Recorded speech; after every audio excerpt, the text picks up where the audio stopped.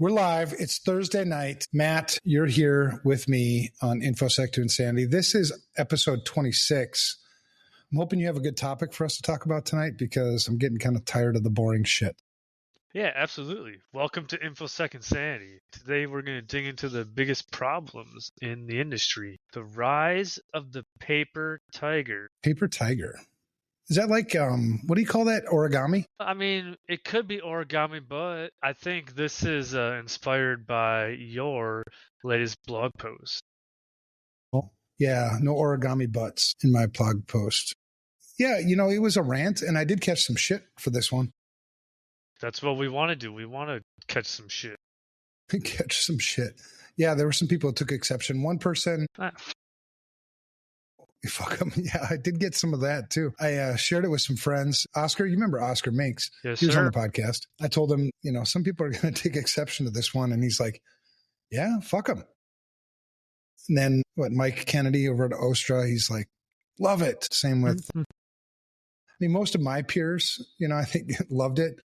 But then, you know, there was one person who I think has less experience in this industry and probably a little less confident.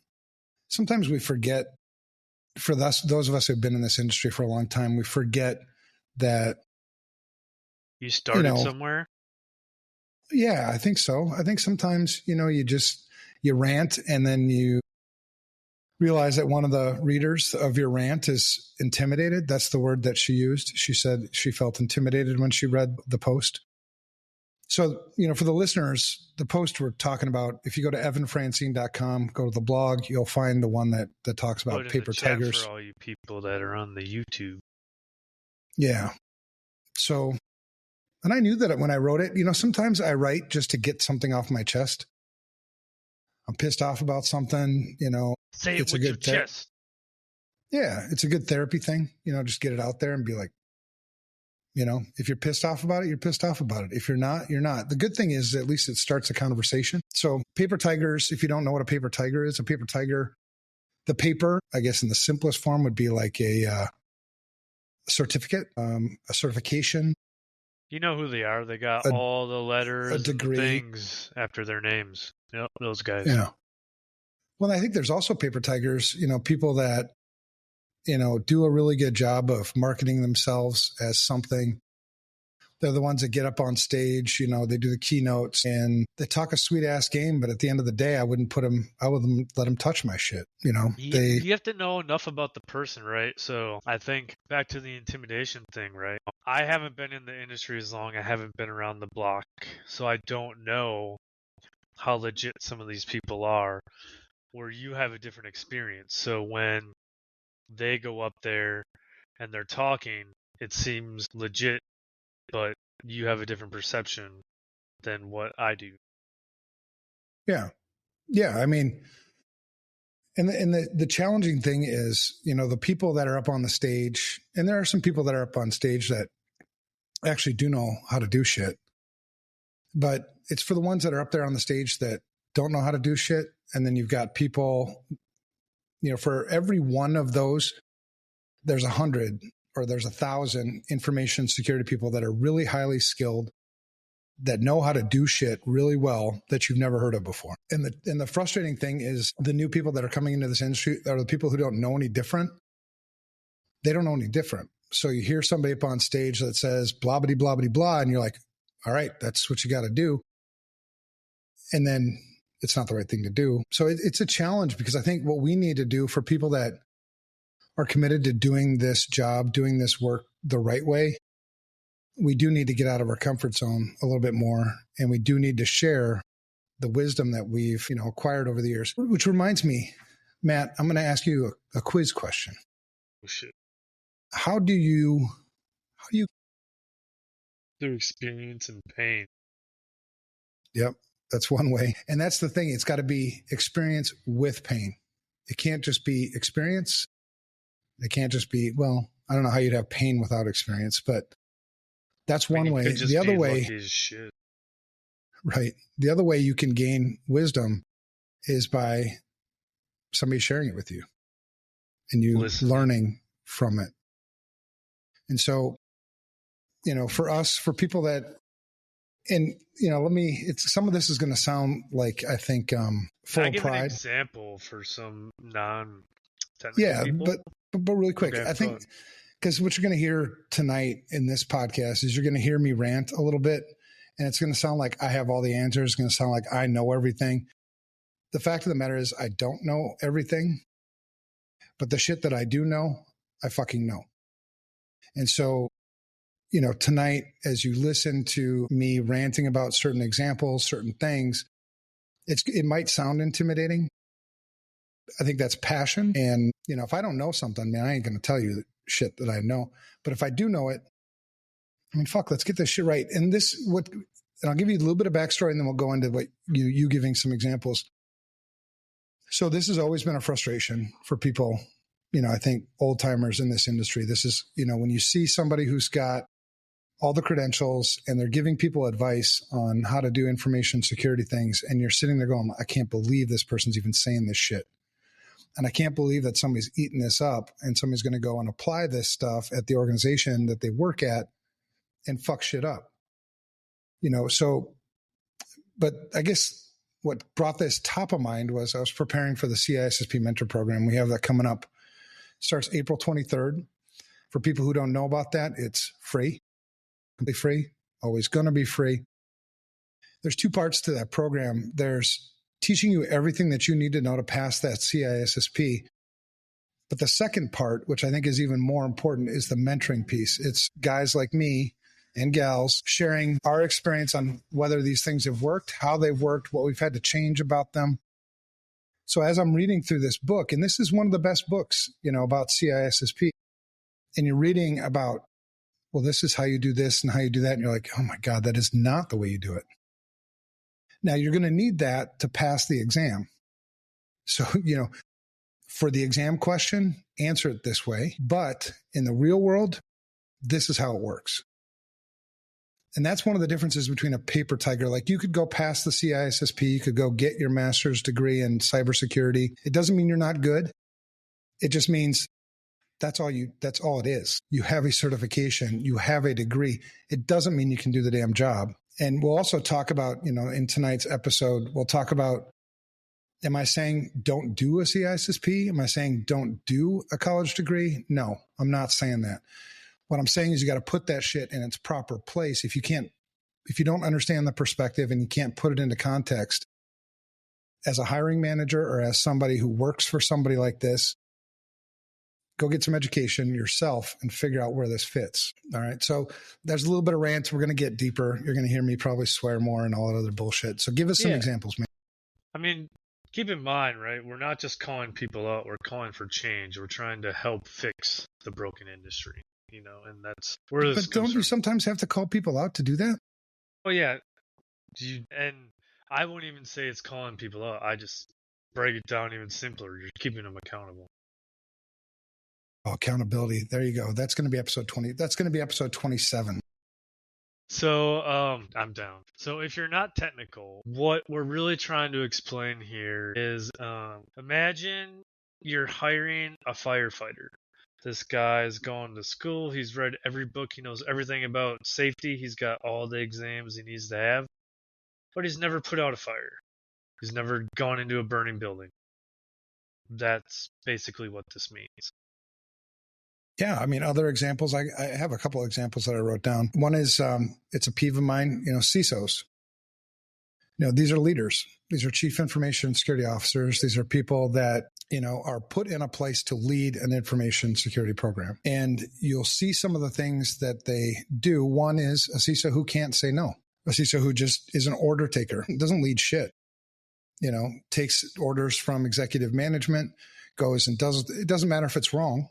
Doesn't want to rock the boat, doesn't want to tell executive management the truth, just wants to keep their job, likes their title. That's a very common one. Another one is, somebody who's got all the credentials, but they're clueless. We see this a lot in post-secondary schools. I was talking to St. Thomas University, actually not me, my team was, and they gave me a lowdown of the discussion. It was a great discussion. I mean, St. Thomas up in Minnesota, great school.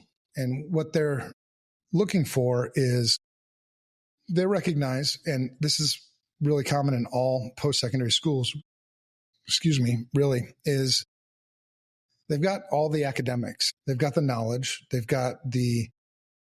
read the books, they've read the case studies. They've done a great job for that. What they lack is actually being able to do it. Can you actually do it? And so the problem here is in the market, the people that are hiring, we need you to do shit. We don't care if you know shit. I mean, it's obviously good to know shit. So really there's three things you have to have if you really want to get a job in this industry and you want to be good. One is you have to be a good person. At least if you want to work on my team, you got to be honest, trustworthy, credible. And you would think that you could just take that shit for granted, but I can't tell you how many really highly skilled security people I've run into that are complete assholes that you can't trust, that will stab you in the back. So that's number one, though. You have to be, we call them the intangibles. The second thing is knowledge. Knowledge is what you need to get that degree, what you need to get the CISSP. That's knowledge.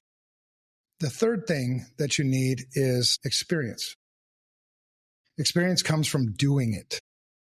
If you can't do it, we're going to have to either teach you to do it or, what are you doing here? At the end of the day. And so you see a lot of people in this industry who have spent a lot of time or really book smart. They know NIST and CSF backwards and forwards. They know all the frameworks. They know HIPAA. They know all this bullshit. But at the end of the day, they can't apply it. They don't know what risk is. They don't know how to manage risk. They don't know how to measure risk. They don't know how to consult the business to make good risk decisions. They get all pissed off because they can't get anything that they're trying to do. Yeah, either that or nobody knows the difference anyway. The CEO doesn't know the difference. They're not supposed to be the trained information security experts. We are. And so they just kind of float and they talk a big game. They'll talk like, oh yeah, well, NIST CSF says blah, blah, blah, blah, blah. So we got to do it. Well, maybe. Where you're not doing it, what's the risk? And maybe you've got mitigating controls in place that alleviate that risk. So this is a framework guiding. It's like a guiding principle. You don't have to do anything. Yeah, I love coming into. Every once in a while, I get the. I don't like meetings at all, but every once in a while, I get invited to a meeting where the person on the other end doesn't know who I am. They know nothing about me, which is fine. I'm not in this business for you to know me. I'm in this business to do shit right. I'm in this business to teach people to do shit right. My name doesn't matter. There was one in particular, it was an MSP, and he was just complaining about the fact that we were teaching the CVCISO course. So the CVCISO course is Certified Virtual Chief Information Security Officer. I created it because we need to standardize on how we do vCISO work. There are too many people in the industry calling themselves vCISOs who really are doing a disservice to small to mid-sized businesses, the ones that can afford it the least. And so I started the CVCISO program, and there's 4 levels to the program. The first level is you don't need to have any experience, 0, to be a CVCISO. And so then people are like, well, what? Doesn't that go against what you're ranting about right now? It would, but there's also a caveat to that. A CVCISO, it's called a level 1 CVCISO. They're not allowed to practice, meaning they're not allowed to lead a CVCISO or a vCISO engagement. They're level 1. Advise that they're CVCISOs and go out on their own. Right. So in order to be a CVCISO level 2, you need to work with a CVCISO mentor. You need to acquire at least 6 months of experience doing vCISO work under a mentor. And then you become level 2. And level 2 still doesn't mean you get to work with anybody. You get to work with small, uncomplicated, simple businesses where you've got simpler solutions, simpler leadership. It's less complicated. If you want to work in any organization, you have to be a level 3. And a level 3, you really have to have 5 years of experience and the CVCISO and a whole bunch of other things. So that he was taking exception to the fact that you could get a CVCISO and not have experience. And so I explained to him, well, this is how it works. And he says, well, but, you should never be a VCISO if you don't have a CISSP. I said, well, explain to me why, you feel that way. He said, well, in my experience, and this is where things got funky, because it takes somebody with experience to recognize somebody who doesn't have experience. And so he said, well, in my experience, when a VCISO gets, drug into court, when they get sued, because there's a breach, that CISSP, really protects them. And so then I asked, well, how many times have you been drug into court as a VC? He said, well, a couple times. I'm like, no shit. Tell me about that. Well, it turns out that Never. It was a lie, but I let it go for a while before I called bullshit. And then he was like, well, how do you know? And so I explained, my own experience in legal shit. And never was it as a VCISO. It was more as a advisor, an advisor, or what do they call that? A technical expert or whatever. So the point was, in all of this, he was like so hell-bent that you have to have a CISSP. And I said, CISSP. Right. And I am a CISSP. I mean, I've been one since 2005 or something. So there's value in the CISSP, but I don't need a CISSP. I don't need the paper tiger piece to be effective at this job. It's a door opener. It's a stepping stone. It demonstrates to whoever who's hiring me that at some point in my career, in my lifetime, I knew enough about this one thing to pass this exam. That's it. Doesn't mean I can do it. If you look at the CISSP, I mean, there's shit in there that like Bell LaPadula. Most people are like, what the fuck is Bell LaPadula? Well, it's a security model. You'll need it to pass the CISSP. Will you ever use Bell LaPadula? No, you'll never use Bell LaPadula. About that in business. No, Bell LaPadula and BIBA. Well, no, and those were older security models that were used where you had mandatory access control, where you couldn't. They were government systems. Exactly. Well, that's where a lot of that came from. It was from the Rainbow Color books. Rainbow series, yeah. Yep. And good stuff to know, for sure. The theory around it. The thing about Bell LaPadula is we use to protect confidentiality. So the model, understanding the conceptual pieces of how that works, great. But if you're going to try to implement that anywhere, good luck. Yeah, exactly. So that's, anyway, long story about not a CISSP, that shit, by the way. So I don't know what I'm talking about. Well, and do you need one? No, you don't. I mean, it depends on what you're doing, where you're going. In some places, on the hiring side of things, you have to have a CISSP in order to get in the door. We could argue, should that be the case? Maybe.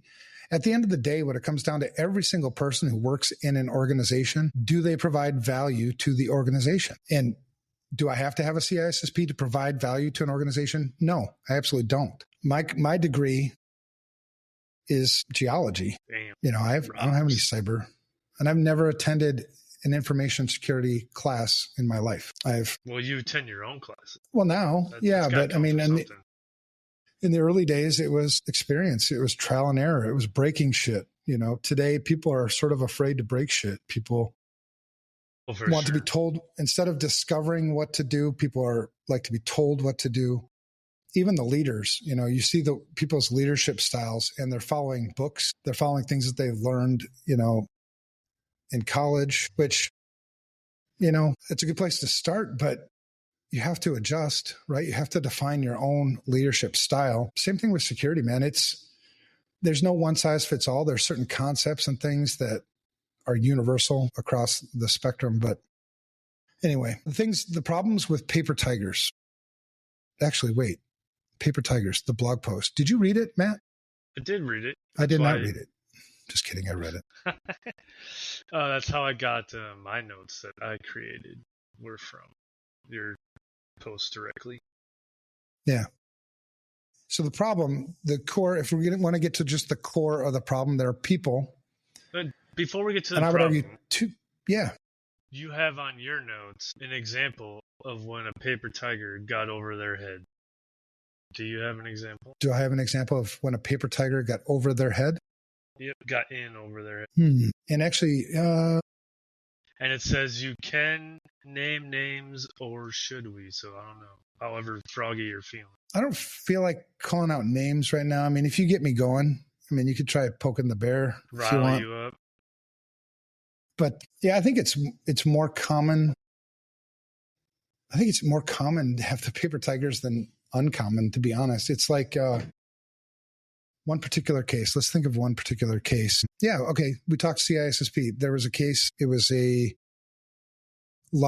global company, and I was the Americas of VCSO. And there was an audit function at this company, and one of the auditors, he was like single digits CISSP, like way before me. Yeah.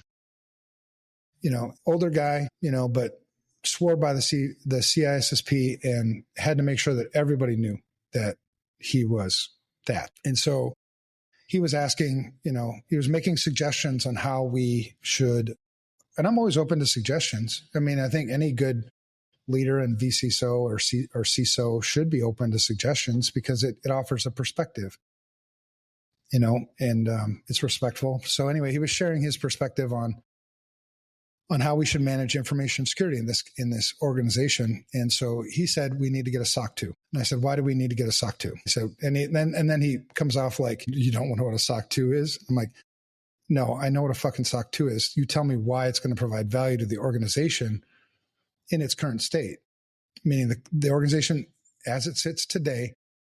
A SOC 2, how's that going to provide value to the organization? Is that the best spend here? And he just was so stuck on SOC 2 that he was just coming up with every justification he could. Well, yeah, it definitely will, because it provides value to the organization because we have to go and, sort of audit and assess, all these parts of the organization and bring them into compliance with, our trusted services principles, right? TSPs. So for people who don't know how SOC 2 works, you have TSPs that you get to trusted services principles that are defined by whatever, AICPA. That's the American Institute of CPAs. You have these TSPs, and then you get to define how you're meeting each of these TSPs.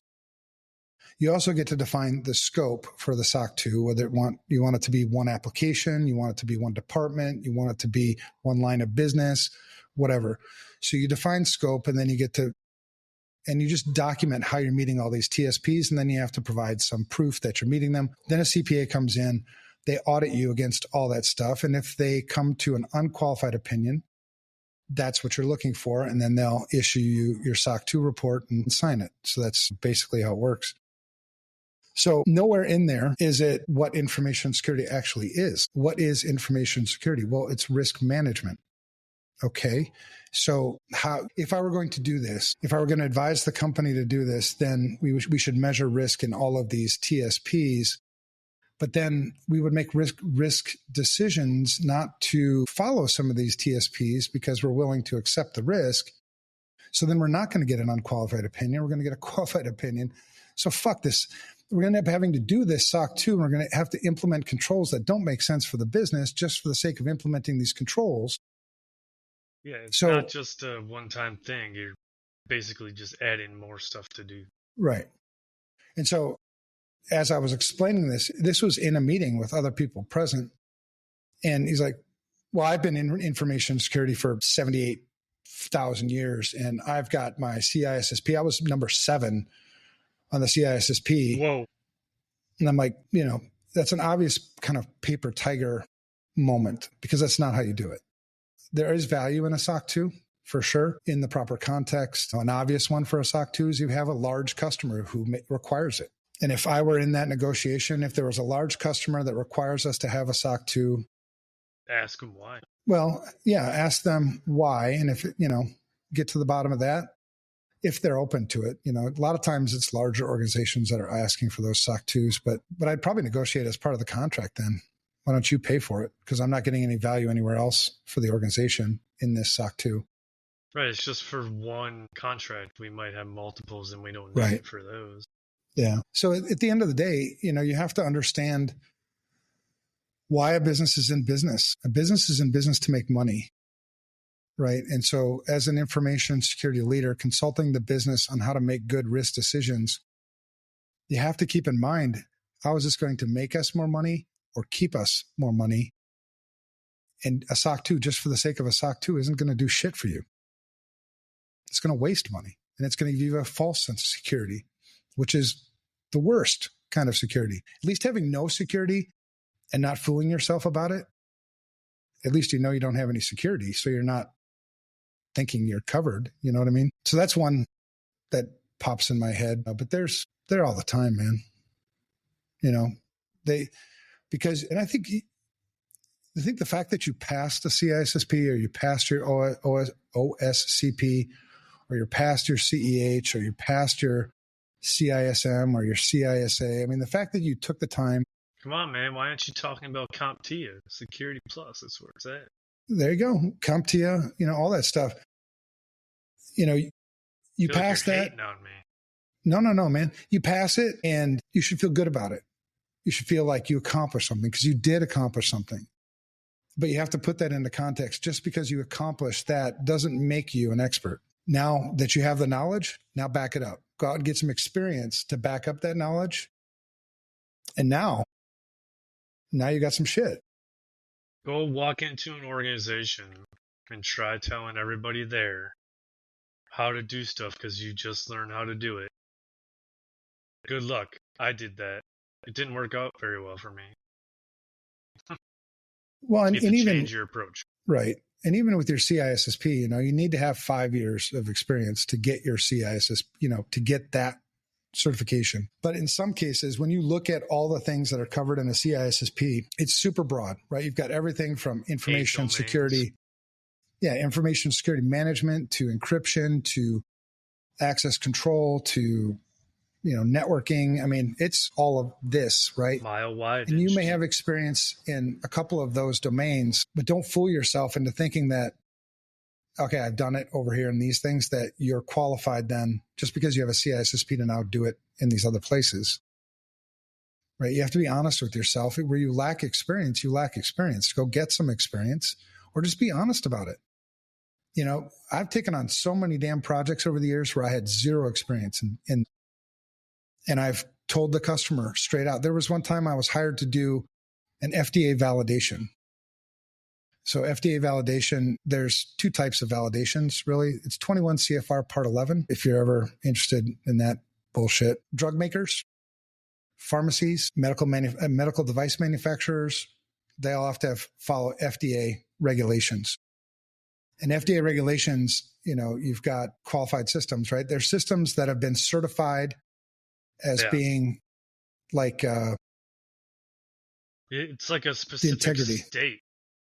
When I worked at a medical manufacturing company, you couldn't fucking change shit. No, including patching.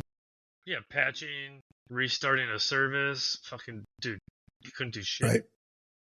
So I had a company there was a large pharmaceutical company, because my last real job was MGI Pharma, which is a pharmaceutical company, but I was their CISO. Information security. I didn't do FDA shit. That's a specialized skill where you had a whole team that did FDA shit. So I knew about it. I'd seen it. I'd interfaced with it a lot, but I'm a security guy. Well, I was doing security stuff for this other, pharmaceutical as FR Secure, and they liked the work I did. They liked, working with me, and they're like, "Hey, can you do FDA validation?" I'm like, No, I really can't. And they're like, "Well, we'd really like you to do it. What would it take?" And I'm like, "Well, what it would take was I would be using this project to learn it, right? I don't know how to do this. I will do a bunch of reading for it. I will talk to friends to get some advice, but I have zero experience here. I'm not even a paper tiger in this area, right?" But so they said, "Well, we still like you to do it." And I'm like, "Okay, then it's good." Because I think there was a trust that your integrity and your mission. It was going to get done right regardless, even if it almost killed me. And it did. It sucked. It was the worst project I think I've ever worked on.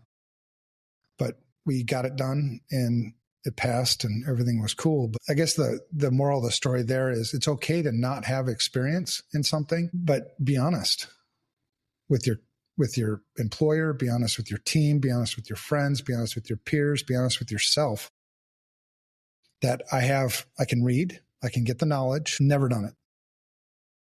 And, if everybody's cool with that, okay, then here we go. That's how you get experience.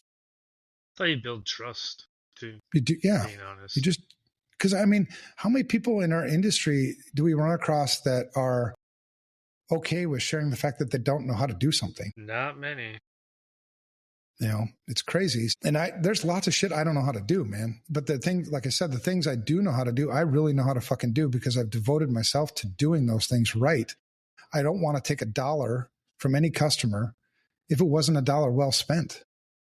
If you didn't get a value at least commensurate with what you paid, then don't fucking pay me. And that's always been the mantra, since 2008 when we started FR Secure.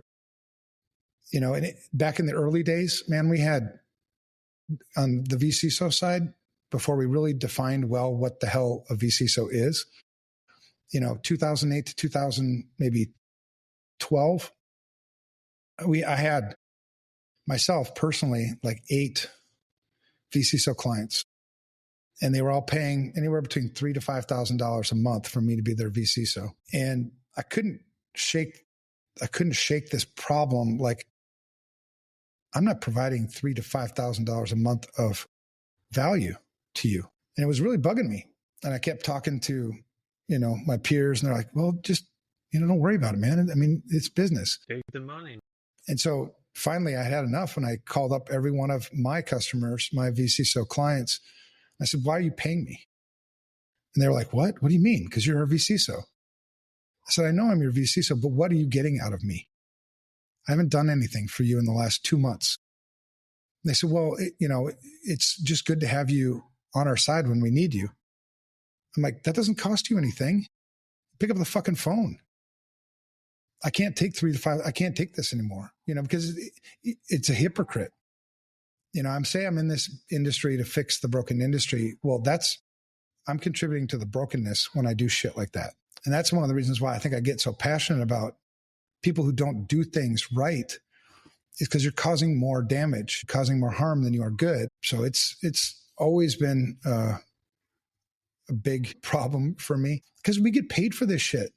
I'm supposed to be the expert. People fucking listen to me. When I tell them, do this, don't do that, they're like, well, all right, Evan said so. Well, I better fucking come up with the right damn things. And if I don't know, then I better admit I don't know. And if I don't know, I'd be like, well, it seems like this might make sense. Maybe we try this and let it run for a little bit and see what's up. Let's monitor it. Let's keep an eye on it and tweak it if we need to and pull it back if it's not going to work.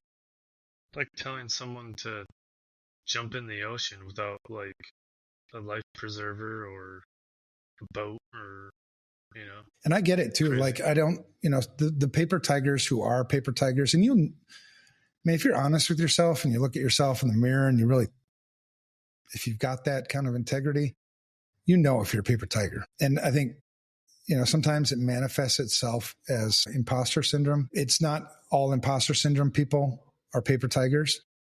It's just, that's one way it can manifest itself. What imposter syndrome, I think, comes from is when you try to compare yourself with somebody else, like, well, they're so good at this damn thing. And so you feel intimidated. Like, I'm not qualified to do this. I think the imposter syndrome that comes from a paper tiger thing is, you're not good at it. Even though you've got, people are treating you like you're good at it, whatever job, you've got the credentials that say you're good at it. You're getting paid well to be good at it, but you're not good at it. Flooding towards you like so fast. Right. You just don't want to say no because you want. Right. Yeah. And so I think to avoid the paper tiger thing, I think it's got to start out with like brutal honesty with yourself, with your peers. If your boss is going to fire you because you don't know how to do something, so be it, man. It's probably a shitty place to work anyway. Now if they're going to fire you because you don't know how to do something, but you told them before that you didn't know how to do something, well, you might deserve to get fired because you fucking lied. I mean, that's a basic principle of like growing up that we learn. Like, don't be a shit. And the worst person to lie to is yourself, man. To think that you're an expert in something when you know you're not. It's okay. And you shouldn't get your sense of self-worth out of your job, right? I could be a terrible. Well, but you're at that stage of life, man. You know what I mean? You're at that stage of life where you're still dating, you're still, kind of settling down. I mean, you spent that time in the military. It takes a little while to shed that skin and move into this new world. I'm just letting people know, like, they're not alone. Because your identity, man, and I think as a friend of yours that's, been around you, you have come so fucking far, dude, as just like a person. I mean, you're certified scuba diver. Yo, I just jumped out of an airplane and shit. I just got my fins and my mask. I'm going to jump in the pool this weekend, take a quick refresher course just to practice. That's awesome, dude. They got lenses in the goggles, though, so I can see better. Right. Yeah, that was expensive. Oh, I bet. So so not just calling people out, we are calling for change. This part of the industry is definitely broken. We have plenty of examples for that, but who's to blame? I would say the hiring managers ourselves are to blame, because instantly everyone's going to say HR is the problem. And I would fight back and say, you don't have a good enough relationship with your HR to ensure that the posting is what you want it to be, or you don't understand what you're even looking for. Yeah. Yeah, I can see that. I think there's plenty of blame to go around. I think you have businesses, when you talk about who's ultimately responsible for information security in a business, it's the person who runs the business. It's the board of directors. It's the CEO. And so it's their responsibility ultimately to secure this shit. To support you to make and empower you to do what you need to do. Right. So you have to at least get involved enough to know sort of what you're looking for, right? And to question it, right? When your CISO says, we have a budget for this and for that, question it. Make it make sense to me. Because ultimately, I'm the one responsible, if I'm the CEO of this organization, because I am, right? And this is the way I run it. I don't manage information security at FR Secure, right? And I don't know all the things that are going on. I don't manage the money at FR Secure. But what I do, knowing that I'm ultimately responsible for every single thing that fucking goes on here, make it make sense to me. They're coming up with a new plan on the relaunch of Security Studio. And there was some, I think, some questions about whether or not I was going to, because I didn't give them really any direction. I want this to be their plan. It's your plan. I'm not going to create your plan. I'm not even going to give you input into your plan. I'll answer questions if you have, certain things you need answers to, but it's your plan. And so there was some I heard it secondhand, so I don't know if it's really true. Somebody said somebody was worried that I was going to veto the entire plan. And I'm like, okay, you've known me for very well. No, you don't know me worth shit, which is kind of, I look in the mirror and I'm like, maybe I haven't, maybe I didn't share enough about me. I mean, I think good leaders should look in the mirror first before, but yeah, why the fuck would I ask you to create a plan and then veto your plan that I asked you to make? No, that's not what's going to happen, but it does need to stand up, right? Because as the leader, I will ask questions about the plan. I will challenge the plan because it needs to make sense to me. That's why, not because I don't like your plan, but make it make sense. And that's the same thing that CEOs. So when you talk about who's to blame, how many CEOs, how many boards of directors, take that same approach to information security? I'm not going to manage this thing. I don't expect the CEO to get their hands dirty and start managing firewalls. I don't expect them to even make the minutia types of risk decisions, the operational and tactical risk decisions. But you do need to understand how your strategic direction filters down and who you've delegated to make those risk decisions. And so when they come back up and they bring these things to you, question it, challenge it, but don't veto it. That's stupid, right? So I think from a CEO, just a business leadership perspective, I think they hire paper tigers because they don't know any different. The CISSP is the gold standard. Well, I have to have a CISSP then, who's the CISO here. I think within our industry, we overvalue all these certifications. You look at LinkedIn and somebody passes an exam and it's like, oh my God, you think the world changed. And that's good, right? So I think the people who create the certifications, I think ISC squared, I think ISACA, I think they should be a little more honest with people that take these certifications, that this is how it enables you maybe to get a better job or enrich your job, but you still got to go get experience. I'm not sure it's really ISACA or ISC squared that's putting out the false information about what it will give you as much as other people that are trying to pump it up. Yeah. And I don't think it's not lies of commission. It's more like lies of omission. Okay, that's fair. Where you should tell us a little bit more. Tell the people a little bit more about what this gets you. They should be more vocal. It's like they're in the back seat just collecting cash and giving out certs. Yeah. And I think educators, all throughout higher education, you have lots of master's programs, bachelor's programs in cybersecurity, and it's a shit show. Because I've talked to a lot of them, and I mean, their heart's in the right place. I think they're trying to do the right thing, but I think pride gets in the way.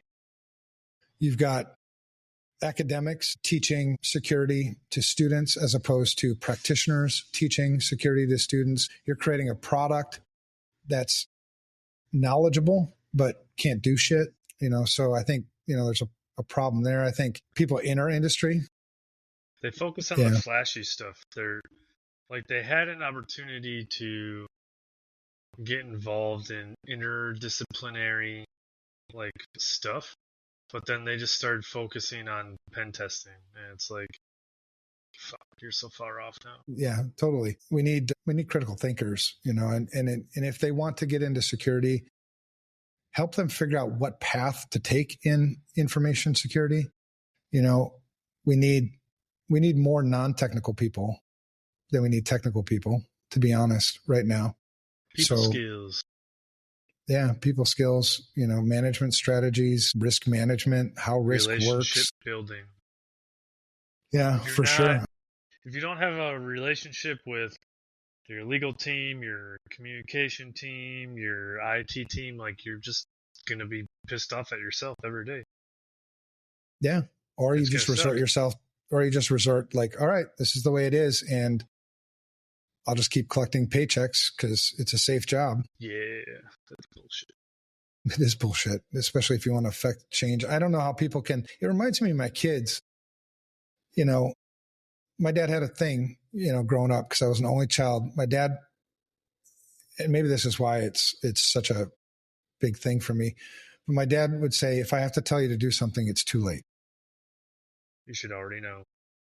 Yeah, and what he meant was, there are obvious things that need to be done all around you all the time. And if you have to wait for somebody to tell you to do it, it's too late. And so it was like, I have 5 dogs. There's a dog shit in the middle of the floor. Do you walk by it? Or you pick it up? Take that same thing, as a CISO working in an organization, there are obvious things that need addressed. Right? Like risk management, like metrics, like whatever. And so going to conferences, you could just walk past it and life will still go on. The stink's still there, but you still got a job, you're still alive. That's the wrong way to manage this shit, right? If something, the good security people like you, the intangibles, when something's broken, we need to fix it. So now I have to figure out strategies on how to get that thing fixed, right? Just because management doesn't want to talk to me, well, then what's the strategy to get them to talk to me? I mean, you try to figure out the solutions to these problems so that you can fix information security, in the organization. So I think there's a lot of people that are just comfortable in their job, or they've fallen for the bullshit too. They've like never gotten the right the SOC 2 guy. Well, and the lack of accountability in this industry, like who the fuck's going to know? Yeah, that's next episode. It is next episode. Because that guy who was preaching SOC 2, SOC 2, SOC 2, SOC 2, obviously nobody ever held him accountable to tell me how that's going to make us more money. It just adds. So I actually had that conversation with my boss 2 days ago. We had initially planned our compliance strategy to do third-party assessment, pen test every other year, alternate. However, we are struggling to have accountability in getting our IT guys to actually remediate the pen test findings. So I said, it doesn't make any sense to do another third-party risk assessment and pay for it and have more findings just keep adding up if we already have a platform where we can do our own self-assessment and kind of baseline where we're at without spending money. He was like, holy shit, I love what you just said. There you go, brother. And now we're changing it. So, boom, value add. Now I still have to set up the meetings and ask all these questions and get people in the same room to, Right. But it's such a great exercise when you get out from behind your own desk and you engage with people, especially when you talk about, information security and, risk assessments, when you ask about a specific control, make sure they feel comfortable not knowing what I'm asking, right? One of the big problems and one of the things we can work on in doing this risk assessment, it's a side benefit, is fixing our language problem, right? So when I ask you, do you do this or do you have this? Please feel comfortable not knowing what I'm saying. Because if you were going to do the other way, right? If you're going to do a marketing assessment on me, or you're going to do an accounting assessment on me, I don't know half the shit you're talking about. So, it gives you that opportunity to level set. It also, gives you a chance to establish rapport throughout the organization, get your face out there. People are like, hey, that Matt guy, he's pretty cool. I think I want to hang out with him. It works. All right. So why is Paper Tiger a problem? If it's not obvious, I'm going to give you 4 reasons why paper tigers are a problem. Number 1, they create a false sense of leadership or expertise. I agree. It's like you're following a false prophet, right? So you'll think we got it under control. Evan's on the job and we got a CISO. It's taken care of. Put it if Evan's a paper tiger, you're fucked, Number 2, they stall real progress. They take you, if the name of the game is risk management and we're not spending the easy answer on where to spend the next information security dollar, it's easy answer, hard to do, is where your most significant unacceptable risk is. That's the next dollar. So that's going to take some work, right? You're going to have to do a risk assessment. You're going to have conversations with the business. They're going to have to tell you what risks are acceptable and what risks are not acceptable. That's what's going to justify your budget, right? That's the hardest conversation, by the way. What's Trying that? to make them define what is acceptable. It's not my business. Yeah, it's your business. But they don't want to do it either. Oh, they don't want to do it either. All right. That's the hardest. Well, then it's probably a top-up governance issue, right? We need to just shore up the delegation piece from the top. We're pivoting back and we're starting a different conversation.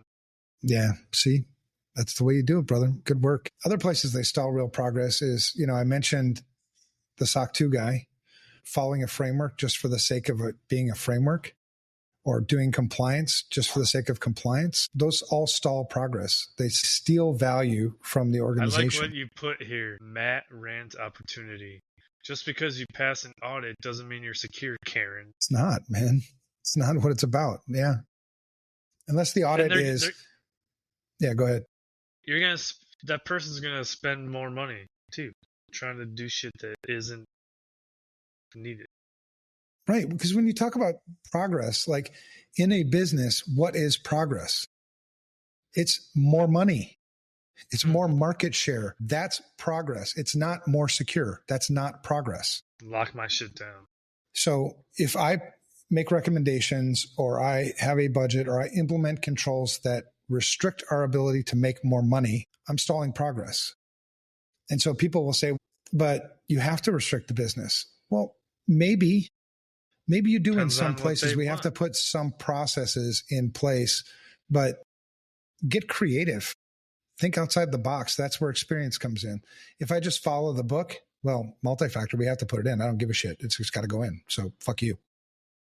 It says it right here. Multi-factor authentication must go here. Well, okay, that's a paper tiger thing. Maybe it does. Maybe it doesn't. Maybe there's other mitigating controls we can put in place to protect the authentication, protect the login. I mean, you have to talk about these things and you have to work with the business. Right. So they stall progress. Number 3, they damage morale and trust.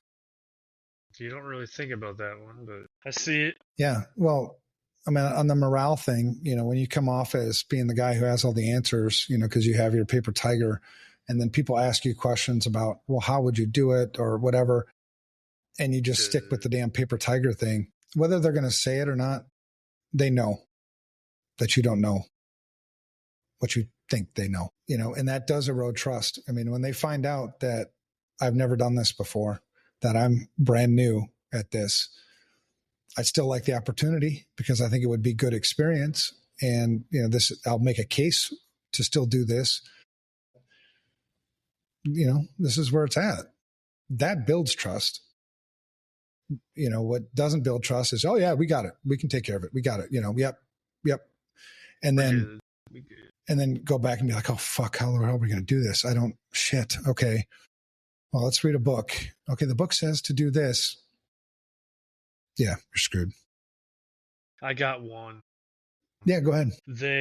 I don't know what I guess the negative is part of what you already said about leading the wrong way or spending too much money. But I think that what I'm thinking about is they let technology vendors drive their program because they're out there. The Gartners, the things are talking about all the acronyms. We need this, we need that, we need this.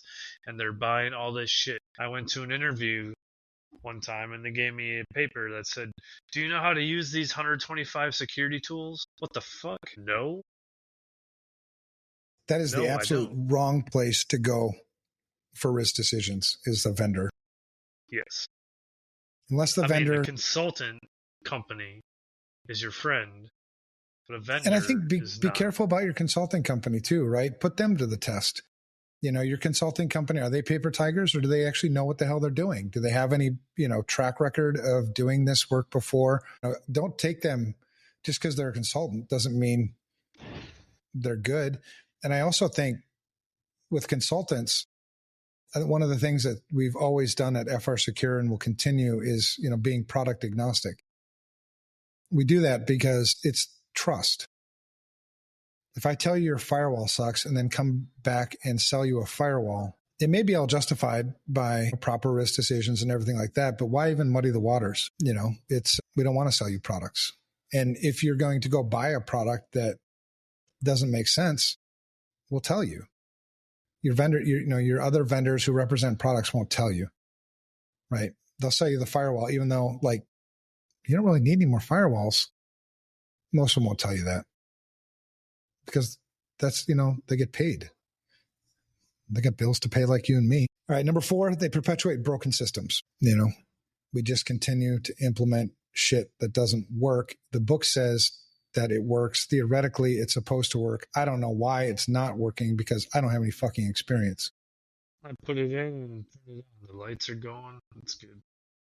Yep. I don't need to configure anything. What the fuck are you talking about? I still nobody to this day, and I'll put this out as a challenge for anybody who listens to this podcast later on. How do you justify implementing a firewall without proper egress filtering. The firewall is supposed to work both ways. So I grew up a network guy. Every firewall I've ever installed was managed this way. Granted, networks have gotten a lot more complicated over the years, but that's also a big fucking problem. Complexity is the worst enemy of information security. How many places have we made network architectures or applications or just the tech, infrastructure overly complicated? And so you're pissing away a shitload of money, on tech that you don't need or an over-engineered network architecture or whatever. You're pissing away a bunch of money on that, and you're making my job a hell of a lot harder. It's going to cost you more money. I mean, if you really want to, and tell me also, how would you compensate for a firewall that doesn't do egress filtering or does egress filtering, but it's not properly configured? What's the compensating control for that? Endpoint shit, IDS, IPS, data loss prevention. It's going to keep tacking more and more and more tech.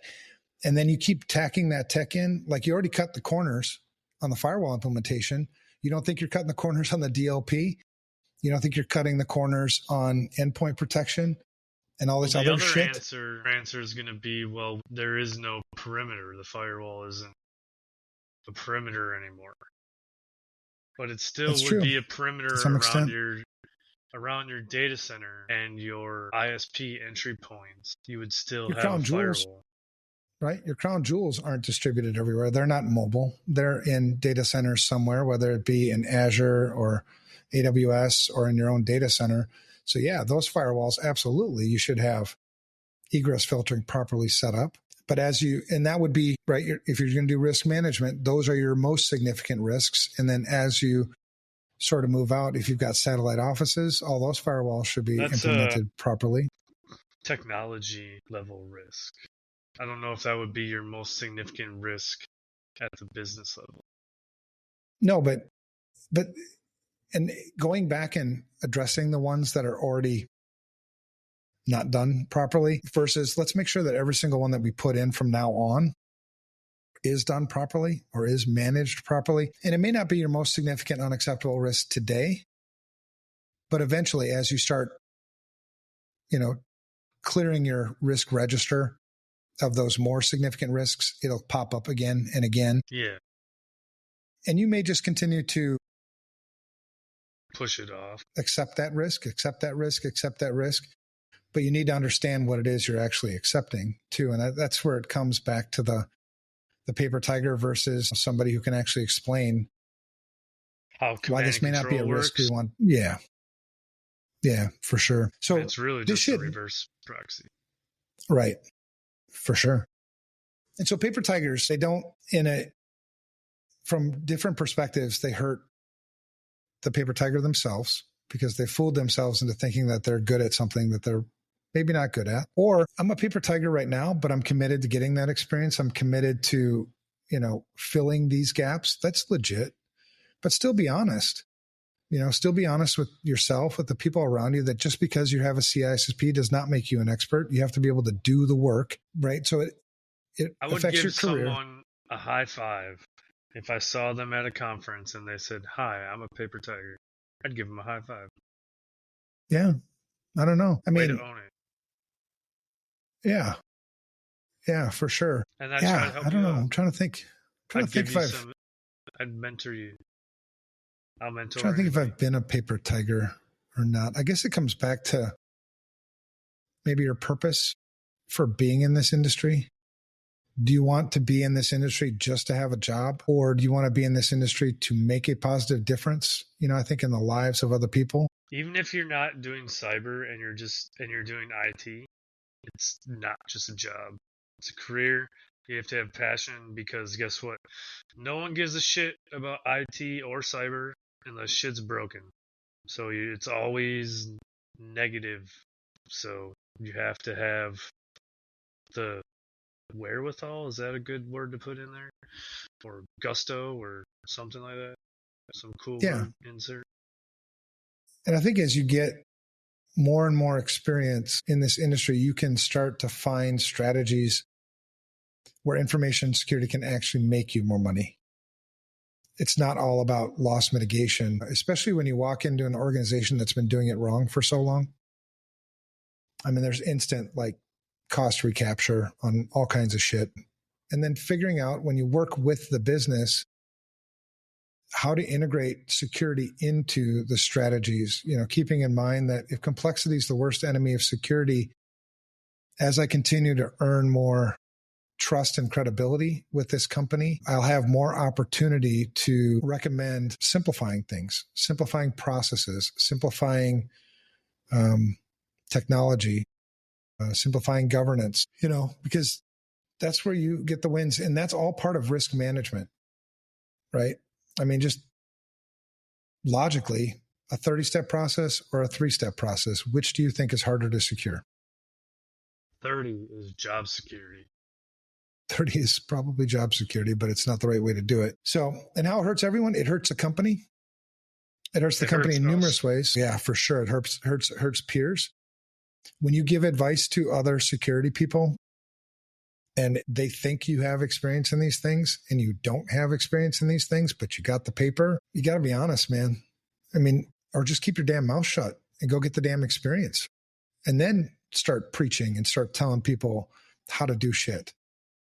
But if you've never done it before, there's nothing wrong with that. We all started somewhere. You know, all of us hadn't done it before. I think we need you learn it. People to talk about if they've tried to do it and they failed. Fucking talk about that too. That's helpful. Yeah. Yeah. Because you see a lot of people up on those stages that are giving people advice, or like the book that I'm reading, you know, for the CISSP. If you just read this book and there was no way to point it out, you could easily be convinced that this is the way you're supposed to do security stuff. And then you would go to the company you work for and you would go do that security stuff. Whereas understanding that what you're reading is a book, and the book it's anecdotal, if anything, right? It's theoretical. It's meant to get you to pass the damn exam. It's not a manual for how you do security stuff. You know, so, but we're also not honest about that stuff. I mean, how often, I mean, I was talking to a peer of mine last week, and he's writing a piece of software, and it's gotten pretty weird. And he asked if I would, you know what the hell you're doing. Will you take a look? I'm like, no. And I mean, I can, but I don't think I'm your best option, because I've always traditionally been a breaker of software, a hacker, not a software developer. And I think what you need is a software developer. I'm just not good at that. But you know, we have to be more honest, because you're misleading people. You know, I've seen, and maybe I do need to start calling it out, you know, a little bit more. Maybe start going to conferences and be the guy that's like, that doesn't fucking work. You should just go to random conferences with like a mask on, or like I should do that. A special, maybe like that a would special be jacket, sit in the front and be like, you're full of shit. Or in the back. Yeah, sit in the back. You're full of shit. You know what? You're going to be at SecretCon. You're going to be at SecretCon. Maybe some future episodes, you know, we'll do some footage like this. Maybe I'll have to go to some conferences and just like, and not be the asshole all the time, right? If there are speakers up there, speakers up there that are, you know, we're preaching from the same hymnal. Yeah, man, let's call it out. Fuck yeah. You know, I'll be that guy that's like, exactly, brother. That's how you do it. Versus, you know, some of the shitty advice. It's like, and maybe I wouldn't call them out like publicly in front of everybody while they're on stage, but certainly afterwards. It's a keynote or like a side talk. But certainly afterwards, I mean, shouldn't somebody take them aside and be like, you got to stop this. You know, there's 3,000 people in the audience and they were eating up bullshit, you know, and I'm not expecting you to, you know, go back out on stage and apologize, but I'm expecting you to stop preaching bullshit. Fix yourself. Yeah. Check yourself before you wreck yourself. Chickadee, check yourself before you wreck yourself. Because you're wiggity wet. Right. Because a lot of the people that are in the audience, if they don't have experience, if they don't have the wisdom, you know, in those certain circumstances, they're not equipped. You know, they're not equipped to call bullshit. It would be like me going to like a medical device conference or, you know, an accounting conference or, you know, a sewing conference and sitting because I really want to get into sewing, right? And there's somebody up there telling me how to do sewing and it's totally the wrong fucking way to do sewing. I wouldn't know any different. I would go home and do what they just told me to do. And I think a lot of people in our security industry do that. Yeah, I think a lot of people in our security industry do that. Like, well, the guy up on stage said blah, blah, blah, blah, blah. So that must be the way it's done. Somebody's got to hold that to account, don't you think? Maybe that is part of the mission. Maybe we need a unsanctioned group of people to do that. I'm definitely going to make some enemies if I decide to do that. Because a lot of those people, they're up on stage for a reason. They're up on stage because they're good at marketing themselves. They've got a hell of a lot of followers. Someone trusts them. Yeah. So I think doing something like that, because I've done that on Twitter a couple of times, you know, some just shitty security advice. And they had like, I mean, I'm not on Twitter very often, you know, so I got like 2,000 some odd followers. They had like 200,000 followers. And I called something out. I called something out and I got attacked, man. I mean, seriously. And I was like, just bring a 9-iron with you. Right. And what I said was still correct. And that's part of the reason what I've learned is that people that can't defend what they're saying, if they can't defend it, they either change the subject or you attack my character. So I got called a whole bunch of names. I'm like, none of this shit is relevant to the fact that what he said was wrong, you know? But I mean, something's got to be done more about this, I think. I don't know. And if nothing else, like, let's say I'm wrong, right? So I call some dude out, some lady out. I call them out like, hey, what you're preaching ain't right for these reasons. And then they come back at me and go, no, it is right for these reasons. I have experience in these things. And I'd be like, well, shit, I just learned something, right? I mean, it can go both ways. Nothing wrong with learning. Well, the last thing I want to be, you know, if I'm in this business to fix the broken industry, the last thing I want to do is give people shitty advice, right? If I'm out here giving people shitty advice and nobody's telling me, what the fuck? You know what I mean? It's like somebody's got to wake me up if I am doing that. And that's why, you know, I think a lot of times I just get out there and say the shit that I think or the shit that I feel and then deal with the blowback, man. If somebody's going to say something, then say it. As long as you're staying on point and not attacking my character. People are scared to say something to you? I think sometimes, yeah. Because I've talked about that before. I had somebody who worked at FR Secure who brought something up like that people were afraid to tell me. And I'm like, why are people afraid to tell me? I mean, I'm like actively seeking. I remind people all the time, you know, help me, you know, help me lead you better, help me do better. And if they're still not telling me, and I was like, why do you think they're still not telling me? And he said, well, I think maybe it's your title. Because at the time I was, you know, the CEO, and I was like, so just having the CEO title, you think keeps people, it intimidates people, it keeps people from telling me shit? And he's certain like, yeah. type of people. Yeah. Yeah. So now I have no title. Just take it off your door. No, John Harmon's the CEO. Oscar Minks is the president. I'm just a guy who does shit. I think sometimes I don't even know what the fuck I'm doing. But that's the thing too. Like if you want to get experience, like if you're in this, you don't want to be a paper tiger. Right? You've committed, like, I want to do this the right way. I want to be a damn expert. I don't want to be a paper tiger. So then you're going to have to get experience. And what do you do? Like, because people say, well, I can't get experience because nobody's going to hire me. There are other ways you can get experience. You can volunteer your time.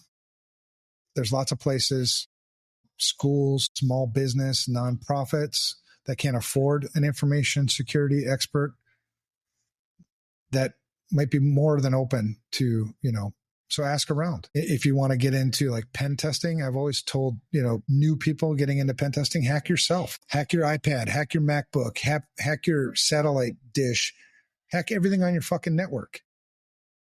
it's the principles, the basics are still the same. It's what's different is more technologies, more complication, shit like that. But the basics are the basics, right? TCP/IP is TCP/IP. Routing is routing. Applications are applications. Computers are computers. It's so the fact that you don't have experience and you don't want to be a paper tiger, don't let that stop you from just going out there and getting experience. And if anything, you can build like a portfolio that will help you when you go seek jobs, right? So open up a GitHub, plop your shit in there, demonstrate, this is what I do. This is what I can do. Because when we're hiring, someone steal your code and make money off it. Sure. Why not? I mean, did you write the code to make money or did you write the code to just write the code? To demonstrate. Yeah, because that's what's going to get you hired. That's what's going to get you an internship. For the people, I think that, take this job a little bit more seriously, because at the end of the day, we're all asking, what can you do? How will you provide value to us, our customers? I have my nephew. That's a good interview question. How are you going to provide value? For sure. Yeah. Everybody's got to provide value. And if you're a security person, always be prepared to answer that question. How are you providing value to the company? Always be prepared to answer that. There's lots of ways, depending on your role, depending on what you do. Yeah. Because it reminds me, and that stuff came from pain too, right? It's that wisdom, that experience through pain. I'll never forget the CEO in the board meeting who, as I'm delivering an information security risk assessment, and he asked me, will this make us any money? Will this make us more money? I didn't have an answer for that question. That was, 15, 20 years ago, something like that. I just kind of took that shit for granted. I was like, what? And the reason why it was so damn painful is because it was embarrassing as shit. I get paid well. I profess to be a damn expert in this job, and you just totally stumped the shit out of me. So now I have an answer for that question anytime somebody asks me. But will you learn that, getting a certification? Will you learn what it's like to be in that situation? Will you learn what it's like to deal with an incident response? You can follow the steps in incident response, but what happens if those steps don't work? What happens when things go off the rails? Does the certification teach you how to keep your cool? Does your certification teach you how to ignore the noise and stay focused on the task at hand? Does it teach you to not become an emotional wreck and panic? No, it doesn't teach you any of that shit. You learn that shit through experience. It's a good time to inject a quick little hack or whack. Let's put it to the test. People have heard us talk about hack or whack before. This one is scenario based. Evan, are you ready? I'm ready. You're a CISO. You're interviewing a new cybersecurity analyst. Do you say new or nude? They could be nude because it's remote, but I think it's new. Okay. I think, it's new. A new so you're the CISO. You're a CISO and you're interviewing a new analyst. New analyst, yeah. Okay. You ask them how they'd respond to a ransomware attack. This is their answer. We'd follow the compliance checklist and notify the authorities. Hack or whack? It's fucking whack as fuck. Yes. Compliance won't stop the breach. The real life skills will. If your first is this what AI is telling us? Yep. Okay. You like my stuff, don't you? I like your stuff, man, but I just know from experience, there's no way in fuck that would be the If right your answer. first instinct isn't containment, you're already losing. Well, yeah. I mean, you have to start with initial investigation. What the fuck are you dealing with? Even before you get containment. But on the other side of that, I'm not sure I would care. I mean, I'm not sure I would ask that question of an analyst anyway, right? I mean, it depends on what the analyst is.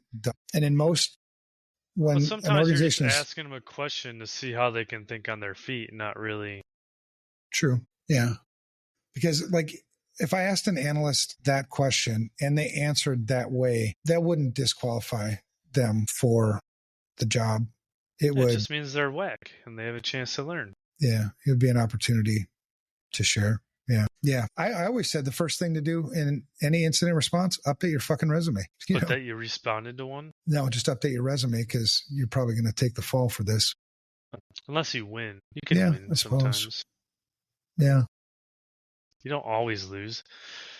That should be a different conversation. What is the definition of an incident? All right. Should we do an episode? Maybe episode 20. What number is this? 26. So 27 is going to be accountability. 28. Let's do incident response. Let's talk through incident response. Let's talk through.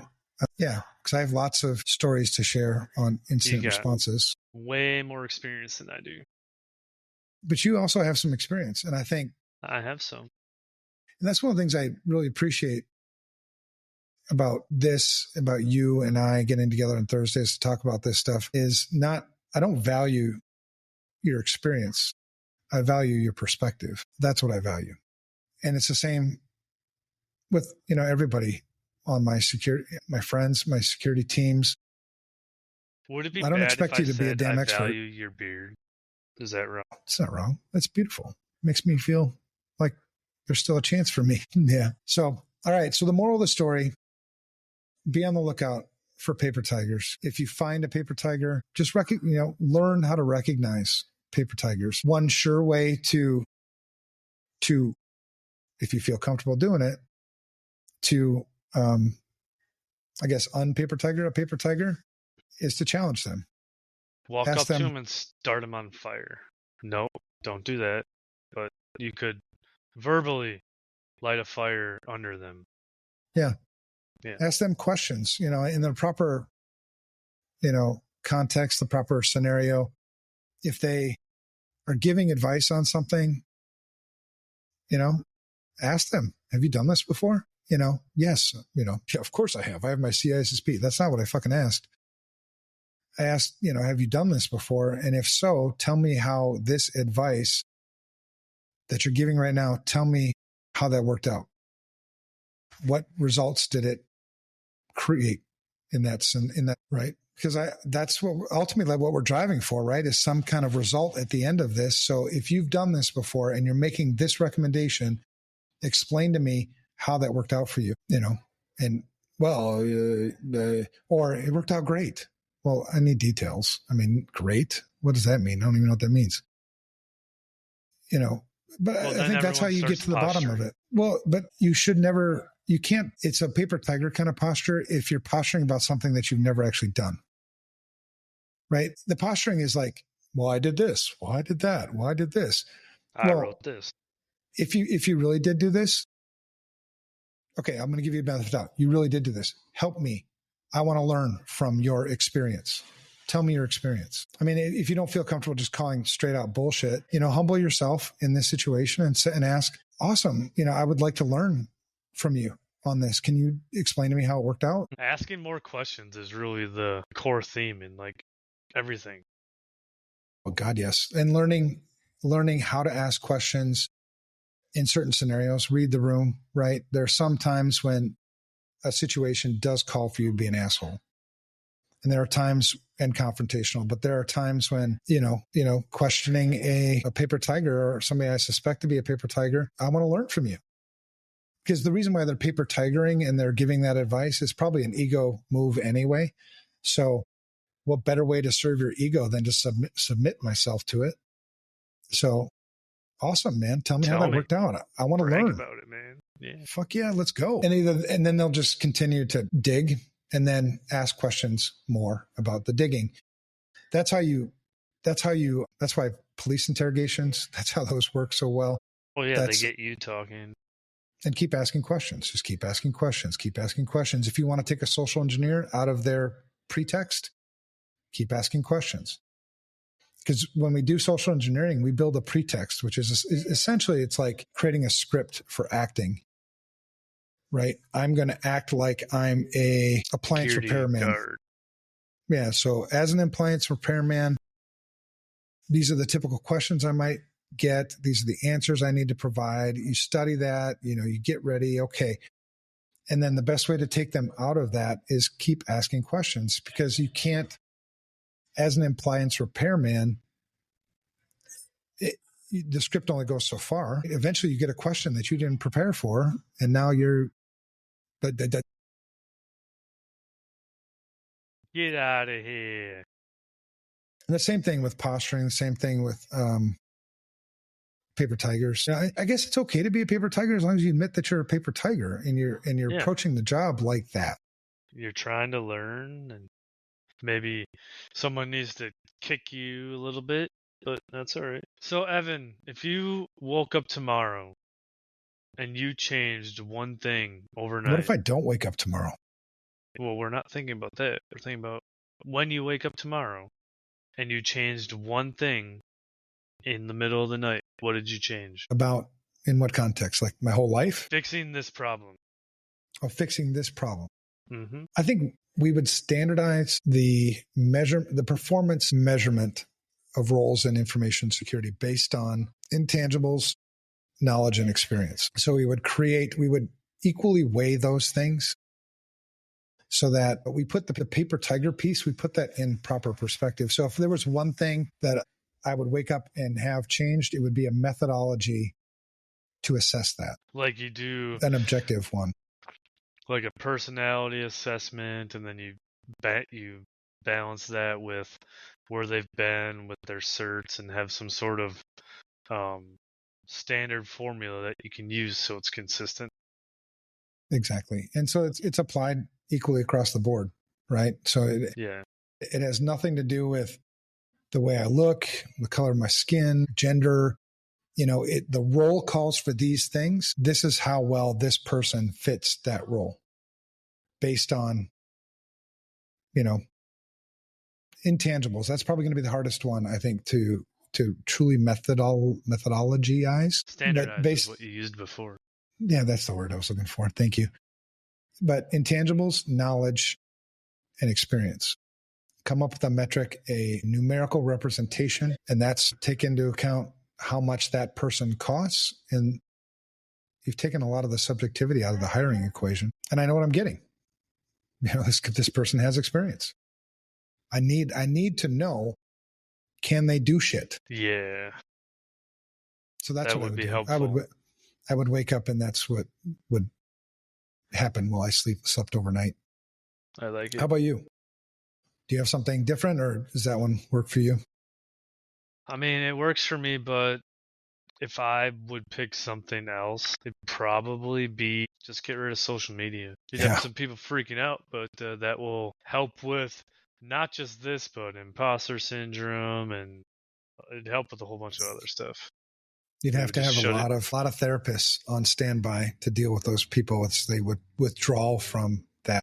We would really just take down those core CDNs that everything routes through, and social media would be gone. I could get behind that potentially.